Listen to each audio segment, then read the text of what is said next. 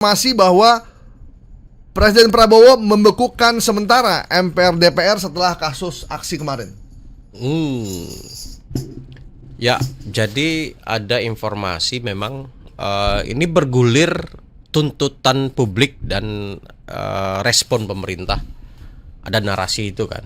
Ya. Nah, publik kemarin itu marah besar sama DPR, minta DPR dibubarin, minta lembaga ini dikaji ulang keberadaannya dengan dinamikanya, lawakannya, dramanya dan lain-lain gitu ya.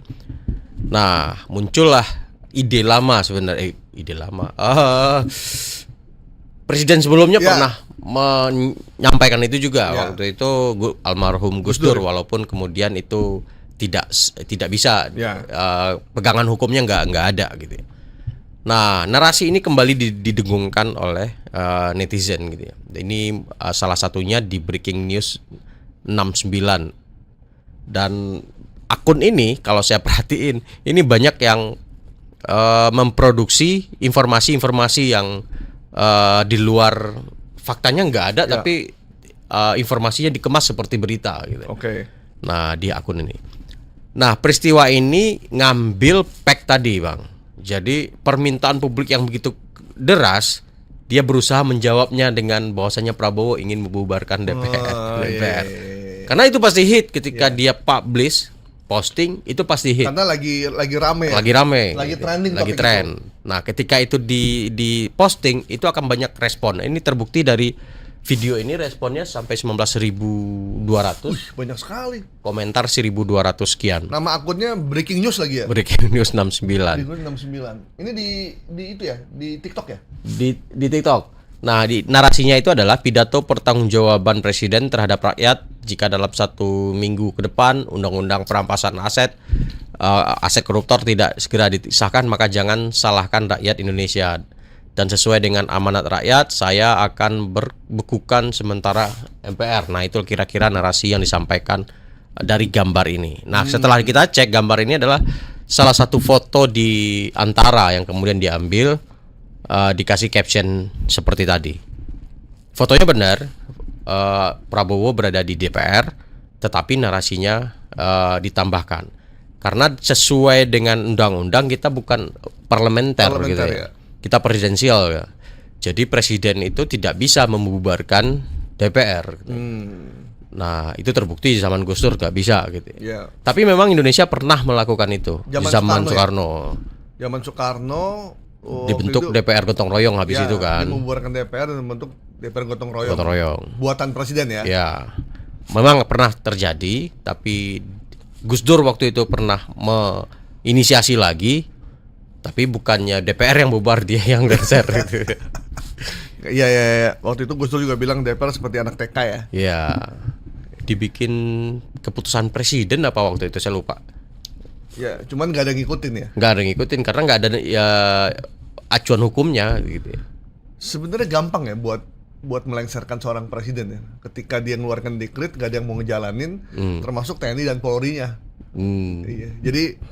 Jadi kalau kita ingin mengkudeta, sipil tuh nggak bisa mengkudeta.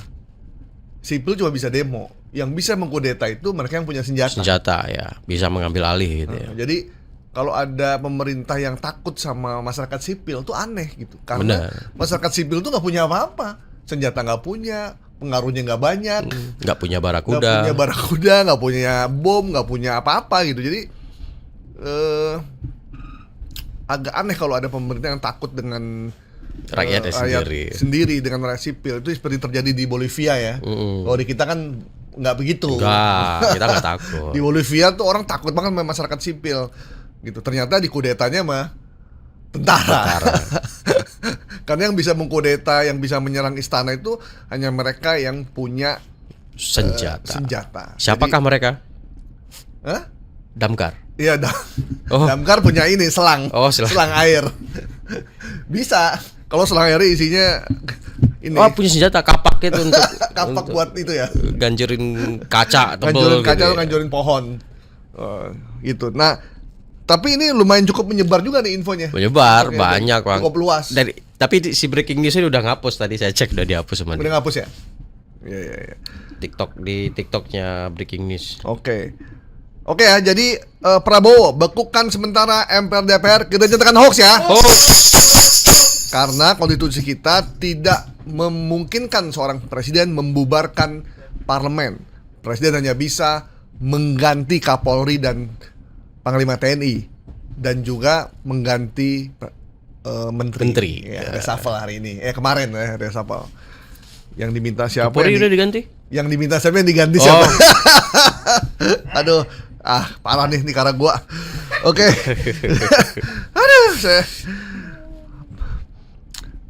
selanjutnya, Jokowi tantang para demonstran datang ke rumahnya. Ini bener gak nih? Coba ada dibedah deh. Jadi ini ada screenshot ya, berita seolah-olah berbentuk berita. Jadi kalau bilang berita nggak, seolah-olah berbentuk berita. Screenshotnya itu menjelaskan tentang Jokowi, judulnya ya, Jokowi CS tantang pendemo pengecut coba ke rumah saya, kalau berani saya akan lawan. Nah, dari sisi penyusunan kata dari SPOK-nya aja udah ngawur habis ini. Nah, ini beredar pada Jumat 29. Di screenshot itu ada tulisan waktu Jumat 29 Agustus 2025. Artinya zaman-zaman yang lagi hot-hotnya panasnya demo tuh ya. Pas demo panas itu. Nah, di situ ada juga nama penulis medianya ya, yang kemudian Indra Komara kelihatan di situ. Nah, ini simple aja sih saya nyarinya, Bang. Tinggal cari beritanya, di indeksnya ini hari Jumat, Detik News gitu. Kita cek, nggak muncul gitu. Lah, terus ini screenshotnya dari mana gitu. Nah, ya apalagi kalau bukan rekayasa dari Adobe ataupun teknologi editing foto lainnya. Tapi beritanya dengan foto itu ada? Ada, sebentar. Foto berita aslinya itu adalah Jokowi berduka cita, ojol Afwan Kurniawan tewas dilindas rantis. Oh, justru malah berbela sungkawa. Tapi emang Jumat 29 Agustus. Benar semuanya. Waktunya sama, jamnya 22.16. Yang beda cuma judulnya doang. Judulnya aja. Jadi gambar Jokowi yang lagi pakai peci, baju putih, di belakangnya ada jendela, itu ada. Itu rumah beliau di Solo ya? Itu ada, fotonya itu ada. Dan termasuk nama penulis beritanya juga sama ya. Waktunya Jumat, judulnya aja. Ini kapan informasi ini naik nih? 31 Agustus. Di mana? Di Facebook. Di Facebook ya?